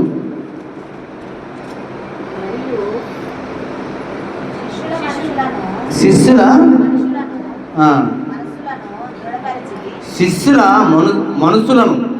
మనసు అంటే హృదయాన్ని దృఢపరిచి విశ్వాసమందు నిలకడగా ఉండవలననియు అనేక శ్రమలను అనుభవించి మనము దేవుని రాజ్యములో ప్రవేశింపవలని వారిని హెచ్చరించి. శిష్యులు ఏం చేస్తారంటే వాళ్ళ మనసును దృఢపరిచారు. ఇప్పుడు మీ మనసుని దృఢపరుస్తున్నా, మీరు ఏం చేయాలా? అన్ని వాటిని వదిలేసి మీరు ఎట్లుండాలా? దేవునికి ఇష్టలై ఉండాలా, ప్రార్థనలో పట్టుదలతో ఉండాలా. ఈ ప్రార్థన నాకు జరగలేదంటే సేవకులతో ప్రార్థన పెట్టించుకోవాలా. అట్లా కాక ఉపవాసం ఉండాలా. ఒక రోజు కాకపోతే 10 రోజులు ఉండాలా, 10 రోజులు కాకపోతే 20 రోజులు ఉండాలా. ఈ విధమైనగా మనం చేస్తే నేర్పడా లేదా? చేసే మనకి ఉపవాసం ఉండమని చూపించినా లేదా? అరణ్యంకి గెచ్చమన తోటకి వెళ్ళి ఉపవాసం ఉండా లేదా 40 రోజులు అరణ్యంలో? అలాగే మనము కూడా దేవుని యందు భయభక్తులు కలిగి మనం చేసే ప్రతి ప్రార్థన ఆయనకి ఇష్టపూర్వకంగా ఉందంటే అప్పుడు దేవుడు ఏం చేస్తాడు? మనల్ని కనికరించి, అవునా, మనకి దీవెనలు వస్తాయి. మీరు మారకుండా ఏ దీవెన రాదు. నేను చెప్పేది అది అబద్ధమే, నేను అబద్ధికున్నే, మీరు నమ్మినా మీరు అబద్ధికులే. మారు మనసులు లేని జీవితానికి ఏది రాదు. మనం మారితేనే ప్రతి ఒక్కటి వస్తుంది. వచ్చిన కొన్ని కష్టాలు వచ్చిన ఆ కష్టాల నుండి దేవుడు మనల్ని లేవనెత్తేవాడే తప్ప మనల్ని అనగదొక్కేవాడు కాడు. అందుకే ఏముంటండి ఇక్కడ?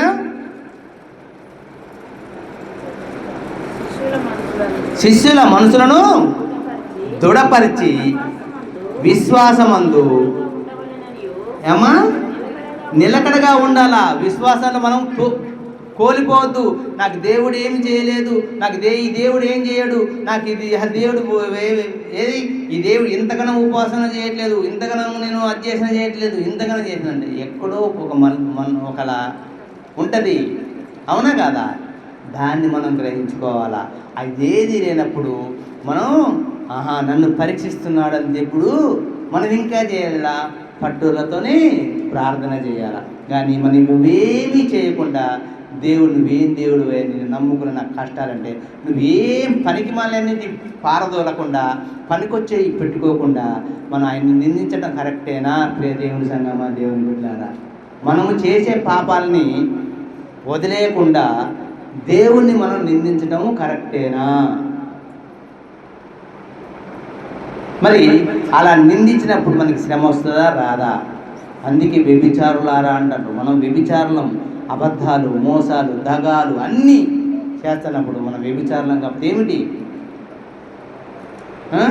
ఈ లోకంతో స్నేహం చేస్తూ శకునాలు, ఈశాన్యాలు, వాయాలు, నైరుతులు, ఆగ్నేయాలు. అలా మన భూమికి ఎక్కడుంది నైరుతి? నువ్వు పుట్టిన నక్షత్రం ఏది, నువ్వు పుట్టిన గడి ఏది మనకే తెలియదు, దేవునికి తప్ప. తల్లి గర్భంలో వచ్చింది గొప్పతనం కాదు. తల్లి గర్భంలో ఏ గడియ పడదో ఆ గడియ మనకు తెలిసి ఉండాలి. అప్పుడు మన జాతకాన్ని మనం చెప్పగలం. అదొక దేవునికే తెలుసు. మనుషులు ఎవరికి, ఏ నరుడు కూడా చెప్పలేడు ఏ గడియలో గర్భంలో పడతాను. నేను పుట్టేశా భరణి నక్షత్రం చెప్పేస్తాం. తల్లి గర్భంలో వచ్చినది కాదు. ఇవాళ మరి తల్లి గర్భంలో ఎట్లా వస్తాను? కరెక్ట్ టైంకి వస్తానవా? కోసేసి నొప్పులు రాకపోతే కోసి బయటికి తీస్తాను. మరి ఈ తెలివితేటలు ఎక్కడ ఉన్నాయి? అది కరెక్టేనా? ఇవన్నీ ఆలోచన జ్ఞానము ఉండట్లే. కానీ మనం ఏం చేస్తాను అండి? ఎక్కడ వేస్తాను? నేందా ఆయన్ని వేస్తాను. అవునా కదా? దేవుడా నీ దగ్గరకు వచ్చినప్పుడు నాకేంటంటే మనకు వచ్చే ప్రతి దాన్ని మనం తీసివేసినప్పుడే దేవుడు మనల్ని చేస్తాడు. మన మనసు ఎట్లుండాలా? దృఢంగా ఉండాలా. మనం ఎట్లుండాలా? నిలకడగా ఉండాలా. అనేక శ్రమలను అనుభవించి మనం దేవుని రాజ్యములో ప్రవేశింపవలని వారిని హెచ్చరించి. శ్రమలు అంటే ఏంటి? ఏ శ్రమలు పెడతారు చెప్పు? శ్రమ అంటే ఏంటి? మారడానికి ఏదో ఒకటి పెడతారు. అవునా? దాన్నే మన శ్రమగా బలిస్తాం. గర్భఫలం లేదనుకో అది బాధే కదా. 10 మందితోని 22 సంవత్సరాలు మేము అవమానాలు పడ్డాం. మీరు ఇంతగానో అటు పురుగుతారు, ప్రార్థనలు అవి చేస్తారు, ఇది చేస్తారని ఎంతోమంది అన్నా కూడా ఆఖరికి వీళ్ళ అమ్మ కూడా తిట్టింది, కన్న తల్లి. అంటే అన్ని అవమానాలు పడ్డా కూడా మేము నా దేవుడు ఇత్తడు అనే చెప్పే పెళ్ళైన కొత్తలో అమ్మగారికి చెప్పిన మాట అది నాకు ఉంది, ఆమెకి లేకుండా అయిపోయింది. ఎందుకంటే అందరూ ఈ లోకంలో డాక్టర్లు చెప్పారు కదా, పిల్లలు పుట్టరు. 20 మంది డాక్టర్లు చెప్తే నమ్మాలి వద్దా? 20 మంది డాక్టర్లు చెప్పినప్పుడు నమ్ముతాను నమ్మమ్మా? ఏమ్మా? అప్పుడు నమ్మి మనకు పిల్లలు పుట్టారు. కానీ ఎవరిచ్చారు? యేసయ్య ఇచ్చాడు. మరి అబ్రహాముని 25 సంవత్సరాలు పరీక్షించిండు వాగ్దానం ఇచ్చినాక. నాకు వాగ్దానం ఇచ్చినాక 5 సంవత్సరాలు పరీక్షించింది నన్ను. నేను ఎట్లుంటాను ఏంటని. ఆ పరీక్షలో నేను ఉత్తీర్ణైన కాబట్టి నాకు గర్భఫలాన్ని ఇచ్చింది. ఈ లోక డాక్టర్లు ఎంతోమంది మీకు పిల్లలు పుట్టని చెప్పిన వాళ్ళందరూ కూడా నోరు మీద ఏం వేసుకున్నారు? వేలేసుకున్నారు. దేవునికి అసాధ్యమైనది ఏది లేదు. మనం ఎలా ఉంటే మనకి దేవుడు ఇస్తాడన్నది మాత్రం మనం కోరుకోవాలి. మనం ప్రార్థనతోనే ఏం చేయాలా? పోరాడాలా. యాకోబు పోరాడి గెలిచిండు. వాళ్ళ అన్న విషయంలో భయపడ్డారని, దగ్గరికి సమాధానం కావాలని. మా అన్న దగ్గరికి నేను పోవడానికి 3 రోజులు ఉపవాసం ప్రార్థన చేశాను. మా అన్నతో సమాధానం వచ్చింది. చెప్తున్నా, ఎందుకంటే ఎట్లుండాలి మనం? ఫస్ట్ దేవుని యందు భయభక్తులు కలిగి మనం దేవుని సన్నిధిలో ప్రతి ఒక్కటి పొందుకోవాలి, అడగాలి. ఏంటి మనం ఎట్లుండాలా? మన విశ్వాసాన్ని దృఢపరిచే వారిగా ఉండాలి తప్ప మన విశ్వాసాన్ని కోల్పోయే వారిగా ఉండకూడదు. మనం ప్రతి విషయంలో మనకి ఏ శ్రమ, మనం చనిపోయే శ్రమ దేవుడు ఎప్పుడు మనకి పెట్టాడు. ప్రియ దేవుని బిడ్డలారా, మనకి తగినంతనే పెడతాడు. అర్థమైందా? ఆ తగినంతనే మనం ఓర్చుకోలేకపోతే యేసయ్య మన కోసం శిలువ రాను మోసి, మన పాపాల్ని మోసి, శిలువకు యాగమై కొరడా దెబ్బలు తిని రక్తం కారి మేకులు కొట్టించుకుంటే మనం ఉండగలమా? మరికి అంత శ్రమ అనుభవించిన దేవుని మనం ఎందుకు అవమానపాలు చేస్తున్నాం? ఇంత శ్రమకి ఆ శ్రమ కూడా నువ్వు భరించకపోతే మనల్ని ఎక్కడ ఉంచుతానంటాడు? మనల్ని శత్రువులాగా చూస్తానంటాడు. అవునా కాదా? మనల్ని శత్రువులాగా చూస్తే మనం ఏమైపోతాం? విరోధమైతే, దేవునికి విరోధం మనం భరించగలమా?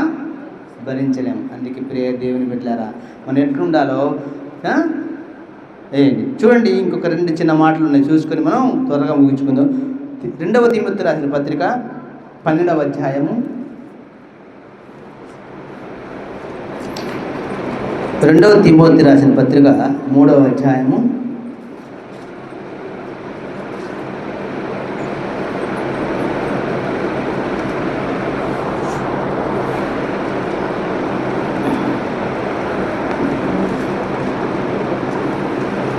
2వ తిమోతి రాసిన పత్రిక 3వ అధ్యాయం 12వ వచనం.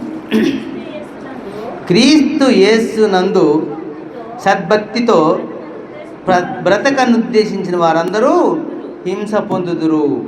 అయితే దుర్జనులను, వంశకులను, ఇతరులను మోసపరచుచు తామును మోసపోవచ్చు, అంతకు చెడిపోదురు. ఏమంటాడు? యేసుక్రీస్తునందు సద్భక్తితో ఏంటి ఏం చేయంటాడు? బ్రతకనుద్దేశం. సద్భక్తి అంటే మంచి ప్రవర్తన, మంచి భక్తితో ఉండాలి. అవునా కదా? భక్తి ఎలాగ ఉండాలా? మన భక్తిలో కల్ముషం ఉండకూడదు. ఏదో ప్రార్థన చేస్తానాలే, ఏదో మోకరిస్తానాలే, ఏదో ఉపవాసం చేస్తానాలే, ఏంటి 3 కొట్టక ముందు 3 ఎప్పుడు కుట్టుదా తిందామని ఆలోచనలు పెట్టుకోకుండా ఎట్లుండాలా? భక్తితో కూడా ఉండాలి. ఏమంటే ఇక్కడ క్రీస్తు యేసునందు సద్భక్తితో బ్రతకను ఉద్దేశించిన అందరూ కూడా హింస పొందుతారు. ఏ హింస? మాకు వచ్చే హింసలు అయితే మేము కూడా ఎప్పుడు అనుకుంటాం, ఎప్పుడో పోయేవాళ్ళం మనం. ఏంటబ్బా ఈ శ్రమలు? మా అమ్మగారు అయితే ఊకంటారు, ఏందబ్బా మనకేనంటే మనకే వస్తాయి. ఎవరికి రా? చెట్టుకు వస్తాయా? దేవుడు ఎవరికి పెడతాడు? మార్చుకోవడానికి మనుషులకే పెడతాడు. ఏమండి అవి రుచి చూసి ఎరిగితేనే తెలుస్తుంది. మాకొచ్చే హింసలు, మాకొచ్చే బాధలు. ఆయనను దేవుడు మమ్మల్ని ఎట్లా ఉంచుతాడు? ఘనంగానే ఉంచుతుందా, ఘనహీనంగా ఉంచుతుందా? కొందరికి ఎట్లా అంటే అనుకుంటారు వీళ్ళ పని అయిపోయింది అనుకుంటారు, కానీ మా పని అయిపోలేదు, ఇప్పుడు మొదలైందని మాకు తెలుసు. అండి మా పని ఇప్పుడే మొదలైందని మాకు తెలుసు, మా పని అయిపోలేదని ఇప్పుడు మాకు తెలుసు. కానీ మనం ఎట్లుండాలా? సద్భక్తితో ఉండాలా. మనకి ఏది కొదువ చేయని దేవుడు. ఇది నీకు కలగదు, నీకు ఇది అవ్వదు, నీకు ఇది చేయలేవు అనుకుంటే వ్యర్థమే. కొన్ని హింసలు వస్తాయి, కొందరితో మాట్లాడాల్సి వస్తుంది. దాన్ని నేనైతే పట్టించుకోను. మా అమ్మగారు అన్న కొద్దిగా బాధపడితే నేను ఏది పట్టించుకో. ఎందుకంటే ఘనతని ఇవ్వాలన్నా ఆయనే, ఘనహీనము చేయాలన్నా ఆయనే. దాన్ని నీ చిత్తం. అవమానమా ఘనత అది నువ్వు ఏదైనా, నేనైతే నాకు నో ప్రాబ్లం. నన్నైతే ఎవరు చంపరు. ఎవరు చంపుతారు? ఆయనకి అధికారం. మరణమైన జీవమైన ఆయన ఆధీనంలో ఉంది. మనుషులు ఏమంటారు, వీడి పని అయిపోయిందిరా, వీడి అదే అయిపోయిందిరా, వీడికి అయింది. మనకేది కాదు ఆయన యందు ఉన్నప్పుడు. ఆయన యందు మనల్ని ఎట్లా గణపరుస్తాడు? ఆయన ప్రతి విషయంలో గణపరుస్తాడు. కొన్ని విషయాల్లో కొన్ని సమయాల్లో కొన్నిటిని మనం ప్రతి విషయాన్ని మనం అంటారు. మనసులు అనగానే మనకేం కాదు, కానీ మనం ఏమో ఎట్లుండాలా, తప్పిపోద్దు అంటాడు. మీరు తప్పిపోయారో మీకు నిత్య జీవం లేదు. మీరు నిలకడగా ఉండండి. మీకు ఏదైతే అది నీకు సద్భక్తితో, మంచి భక్తితో, సద్భక్తితో అంటే మంచి భక్తితో దేవుణ్ణి మనం ఏం చేయాలా, ఆరాధించాలా. ఆరాధించడం అంటే ఏంటి, ఇట్లా కూర్చొని ఆరాధించడం కాదు. మనకి శాతనైనది ఎదుటి వారు ఏది దాంట్లో ఉంటుంది వాళ్ళకి సహకారాలు చేయటము, మన పక్క వారికి ఏంటి మంచి చెడ్డలు చూడటము, ఏది అడిగినా మన హృదయం చెలించినట్టు ఉండటము. ఇది మనలో చలనమే లేకపోతే దేవుడు మనకి ఎట్లా కార్యం చేస్తాడు? అవునా కాదా? మన ఇంటికి వచ్చినప్పుడు ఆకలి బాగా దాహం వచ్చినప్పుడు అమ్మ కొన్ని మంచినేమంటే వేడి నీళ్ళు ఎత్తే సరిపోద్దా? ఫ్రిడ్జ్లో ఉంచుకొని ఫ్రిడ్జ్లో ఎందుకు ఇవ్వాలి ఆయనకి? ఈ నీళ్ళు ఇస్తే అని చెప్పి బిందె నీళ్ళు ఇస్తాయి, వేడుకుంటాయి, తాగలడా? అయ్యే కొన్ని సలహాలు ఇచ్చిననుకో మంచిగా ఉండమ్మా అంటాడు. మరి ఆశీర్వాదం వచ్చిందా లేదా? కానీ మనం ఏం చేస్తాం, ఈ మనకొద్దు, వేడి నీళ్ళు ఇచ్చి పంపిస్తే చాలని చెప్పేసి అంటాం. అందుకని మనం ఎట్లుండాలా, ప్రతి విషయంలో మనము ఏ విధంగా ఉండాలా? ఒక సమరయుడు రోడ్డు మీద పడిపోయినప్పుడు ఏం చేశారు? శ్యాంబాబు గారు ఏం చేశారు? ఎవరు తీసుకెళ్లారు? 2-3 వచ్చారు, యూదుడు వచ్చాడు, వాళ్ళు వచ్చారు, వీళ్ళు వచ్చారు. ఏం చేశారు? నాకెందుకు పోయారు. ఒక వ్యక్తి వచ్చి ఏం చేశాడు? అతన్ని తీసి కట్టుకట్టి ద్రాక్ష రసం ఇచ్చి డబ్బులు ఇచ్చి మళ్ళీ ఇంకేమైనా కావాలితే నేను ఇస్తా తిరిగి వచ్చేటప్పుడని వైద్యుడి దగ్గర పంపించి పోయింది. మనం చేస్తామా? అలా చేస్తే మనం దేవుని రాజ్యంలోకి అర్హులం. కానీ మనకి ఏది లేకపోతే ఏ అర్హత లేదు. మనం ఎక్కడ ఉంటాం? గబ్బిలంలాగా అక్కడ ఉంటాం. రాజశెట్టికి గబ్బిలం అలాడపడతా ఉంటుంది, మనం అక్కడే అలాడపడతా ఉంటాం. ప్రియ దేవుని సంగమా, అందుకని ఏమంటే ఇక్కడ మనం సద్భక్తితో ఏం చేయాలి? మనం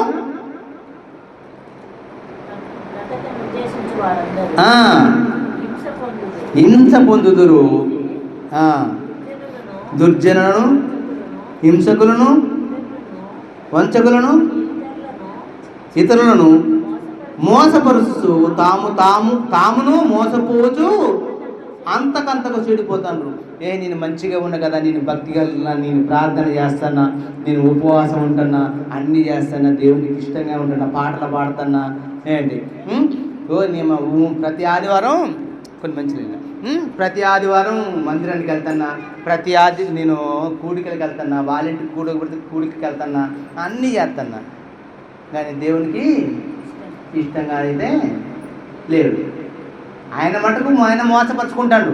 నేను మందిరానికి వెళ్తున్నా, కుటుంబ ప్రార్థనకి వెళ్తున్నా, 7 వారాల ప్రార్థనకి వెళ్తున్నా, ప్రతి దాంట్లో పాలు పొందుకుంటున్నా, నేను ఉపవాసం ఉంటున్నా, కానీ క్రియలు మాత్రము లేవు. దేవుడు ఏం చూస్తాడు? క్రియలను చూస్తాడు. నీ ప్రార్థన చూడు, నీ ఉపవాసాన్ని చూడు, ఇంకేమి చూడు. నువ్వు ఎదుటోళ్ళకి ఏం చేస్తావు అనే క్రియను చూస్తాడు. అందుకంటే క్రియలు లేని విశ్వాసము మృతము. నువ్వు ఎంత విశ్వాసం ఉన్నా, నువ్వు ఎంత భక్తి చేసినా కూడా నీలో ఏం లేకపోతే మనం చచ్చిన వారితో సమానం. విశ్వాసం క్రియలు లేకపోతే, క్రియ అంటే ఏంటంటే ఎదుటి వారిని ప్రేమించటము, ఎదుటి వారి కోసం ప్రార్థన చేయటం. వారు నశించిపోతుంటే ప్రభువా ఆయన నశించిపోతుంది కాబట్టి ఆయన అభివృద్ధి పరచంటాం, ఏంటి వాడికి నాకు ఏదైనా తగిన సహాయం నేను చేద్దామంటాం. ఇది చేయాలా? ఎందుకంటే నాకు 4 ఉద్యోగాలు ఉన్నాయి, నన్ను ఆశీర్వదించిండు, మీ అందుకే ఇట్లున్నాం, మీరు అట్లున్నారని చెప్పేసి అంటే కరెక్టేనా? ఉద్యోగాలు ఇచ్చింది దేనికి? ఎదుటి వారిని ఆదుకోవడానికి ఇస్తాడు దేవుడు. నాకే ఇచ్చిన ఉద్యోగం నాకే ఇచ్చిందంటే ఏమ్మా కదా?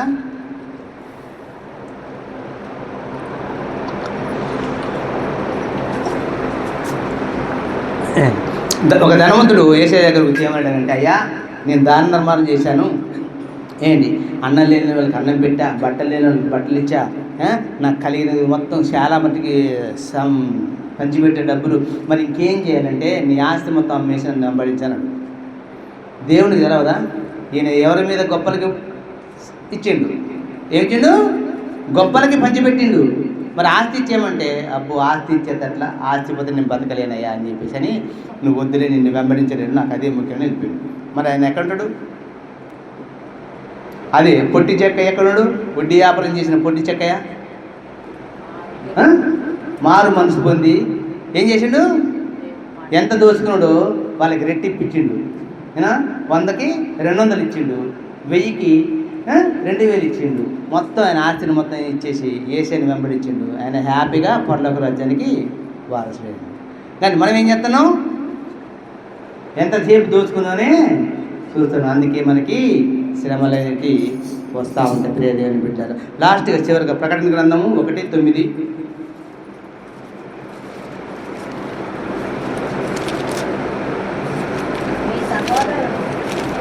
అమ్మా, మీ సహోదరులను యేసును బట్టి కలుగు శ్రమలోను, రాజ్యములోను, సహనములోను పాలివాడనునైనా యోహానును నేను దేవుని వాక్యం నిమిత్తమును యేసును గురించిన సాక్ష్యం నిమిత్తమును పద్మాసు దీపమున పరవాసినైతిని. ఏమంటాడు? మీ సహోదరులను అంటే మీ అన్నని, ఆయన నేను యోహానుని ఏం చెప్తాను అక్కడ? యేసును బట్టి కలుగు శ్రమలో, రాజ్యములోను, సహనములోను పాలివాడినైనా యోహానును ఏమంటాడు? నీ సహోదరుడైన యోహానుని ఏంటి? సహనములోను, రాజ్యములోను పాలివాడునై ఉన్నాడు ఆయన. మనం కూడా ఎట్లా ఉండాలా? ప్రతి విషయంలో సహనం ఉండాలా. మన సహనాన్ని మనం కోల్పోకూడదు. ఏంటి? చిన్నదానికి ఆమె ఏమన్నది అని మనం వెంబటే తూలినాడకూడదు. నిన్న ఒక మాట చెప్పా మార్తమ్మ గారికి. ఏం చెప్పామ్మా? 2-3 చెప్పితేనే దాన్ని నమ్మాలి తప్ప ఒకళ్ళు చెప్పిన మాట నమ్ముకొని మనం వాళ్ళ మీద యుద్ధానికి పోవద్దు. ఈ ముగ్గురిని తీసుకుపోయి వాళ్ళ ముంగట నిలబెట్టి ఇగో ఏమని చెప్పింది, ఈయన చెప్పిండు, మరి ఇది కరెక్టేనా నువ్వు చేసిందని అడగాలి తప్ప ఆమె మీద నోరు పారేసుకున్నా తప్పే. అడిగి ఏం చేయాలి? ఇలాంటి పనులు చేయకూడదమ్మా, తప్పు, నువ్వు మంచిగా ఉండని చెప్పి మనం అనాలా. ఆమె ఉపవాసం ఏం చేయాలా? అవసరం ఒకరోజు ఉపవాసం ఉండి ప్రార్థన చేయాలా. ఇది మనం చేసే క్రియలు. ఆ క్రియ చేస్తామా?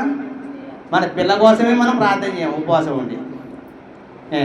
ఇగో ఏం పేరు మాధవి మళ్ళా తోటి వాళ్ళ కూతురు కోసం ఎగ్జామ్లో పాస్ అయిందని కృతజ్ఞత కూడిక పెట్టించింది.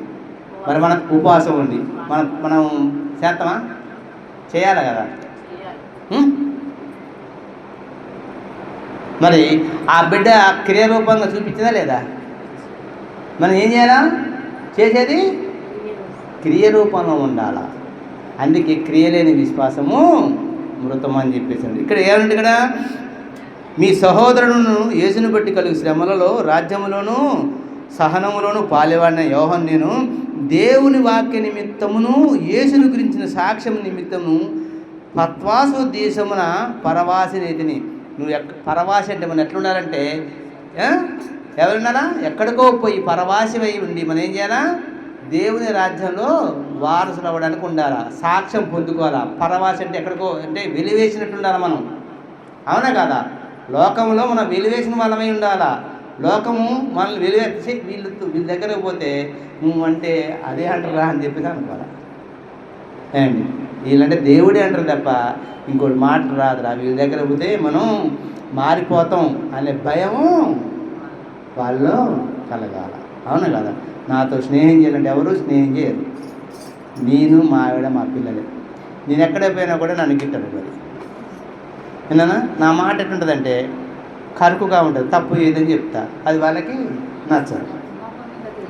మొఖము నిన్న మా అమ్మగారు మా సువార్తికురాలు ఏం చెప్తుందంటే నాకే చూస్తుంది ఒక్కడ అయ్యగారితో మాట్లాడుతుంది, ఇది ఏదో గెలుకుతుందా అని చెప్పేసి అనుకున్నారా లేదా? ఏంటి మళ్ళీ అదే పాస్టర్ ఫోన్ చేసి అయ్యా ఇది కరెక్టే అని మళ్ళీ ఆ 1/2 గంట ఫోన్ చేసాడమ్మ. మళ్ళీ ఫోన్ చేసి అయ్యా మీరు చెప్పింది కరెక్టేలే కానీ అందరూ సర్ది చెప్పుకుంటూ వచ్చిండు. అంటే మన మాట ఎట్లుండాలంటే అవునంటే అవును, కాదంటే కాదు. కొన్ని శ్రమలు వస్తాయి, అవి మనం చచ్చిపోయేంత శ్రమ కాదు. కొన్ని అవమానాలు వస్తాయి, అవి పెద్ద మనం లెక్క చేయొద్దు. ఇటు విని ఇటు వదిలేయాలి. మన యొక్క పరిశుద్ధతని మనం కాపాడుకోవాలి. మన పరిశుద్ధత మనం వదిలివేయకూడదు. మన పరిశుద్ధత ఉన్నామనుకో మనకి ఏ కొదువు ఉండదు. మనం తప్పు చేస్తేనే మనకు శిక్ష. ప్రియ దేవుని బిడ్డలారా, అబద్ధము, మోసము, దగ, ధనాపేక్ష ఇవన్నిటిని మనం విడనాడినప్పుడు నీకు ఏది కావాలో మనకు అది ఇస్తాడు దేవుడు. ఇవ్వకపోతే నన్ను అడగండి, నేను చెప్తాను. ఎందుకంటే ఇవ్వని దేవుడు కాదు, మేము పొందుకుంటున్నాం కాబట్టి మీకు చెప్పగలుగుతున్నా. మాకుంటాయి శ్రమ, ఆ శ్రమ లేకపోతే నేను ఎందుకు మోకరెత్తామా? ఆనందంగా ఉంటే ఏసి వేసుకుని పండుకుంటాం, అవునా? హాయిగా బిర్యానీ చేసుకుని తిని పండుకుంటాం. దేవుడు ఎక్కడున్నాడు అంటాం, అవునా? అందుకే సొలొమోను మహారాజు ఏమనంటే, అధికమైన ధనం నాకు వద్దు ప్రభా, తక్కువ కూడా ఇవ్వకు, తక్కువ ఉంటే నేను దొంగతనం చేయాలని ఆలోచన వస్తుంది, నాకు సమృద్ధితో ఇవ్వనడు. ఎక్కువైతే ఏం చేస్తాను? సోమవారం బాగా దీన్ని పండుకుంటానయ్యా, నిన్ను మర్చిపోదా అన్నాడు. సామెతల్లో ఉంటుంది. వాక్యం అనేది మీకు చెప్తాను, సొంతగా కాదు. విన్నారమ్మా?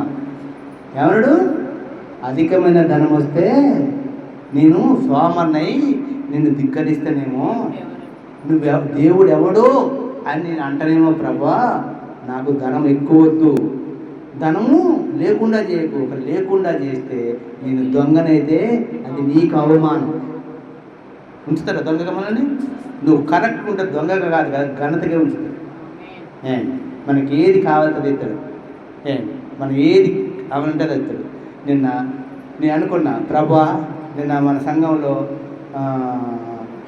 థియోఫిల దేవి అనే అమ్మాయికి థియోఫిల నామకరణం చేసి బాప్తీసం ఇచ్చాం. ప్రభా, బాప్తీసం అయిపోయినప్పుడే చిన్న వర్షం పడాలన్న. ఎందుకంటే దీవెనకరమైన వర్షము కురిపించు అన్న. దేవుడు అదే విధంగా ఎండున్న కాడ అయిపోయినప్పుడే వర్షాన్ని ఇచ్చింది. అవునా? అవునమ్మా? వర్షం పడదా తల్లి? నా మనసులో నేను అనుకున్నా, నేను దేవునికి ఇష్టడుగానే ఉంటున్నా. ఎందుకంటే ఇష్టం లేకుండా నేను ఉన్నాను. ఎవరితో నేను లెక్క చేయాలి, ఎవరిని కూడా నేను దేవుని విషయంలో క్షమించాను. లోకం విషయంలో నేను రాను, దేవుడి విషయంలో మాత్రం తప్పు చేస్తే నేను గద్దెతున్నా. మా అమ్మగారైనా నా బిడ్డలైనా ఒక నేనైనా నన్ను క్షమించమంటారు తప్పు చెప్తే. ఎందుకంటే అది నా యొక్క జీవితం. మీకు ఏది జరగదని మాత్రం మీరు అనుకోవద్దు. సమస్తము సమకూర్చి జరిగించేవాడే మన యేసయ్య. ప్రియ దేవుని బిడ్డలారా, ప్రతి విషయంలో భయపడవద్దు. గడిచినవా నువ్వు దేవుని బిడ్డగా, ధైర్యం కోల్పోతే నువ్వు దేవుని పిల్లగాడివే కావు. ఎందుకంటే దేవుడుకే దడవాల. లోకమునికైనా, లోక జనులకైనా, లోకనాథుడు ఎవరు? అపవాది.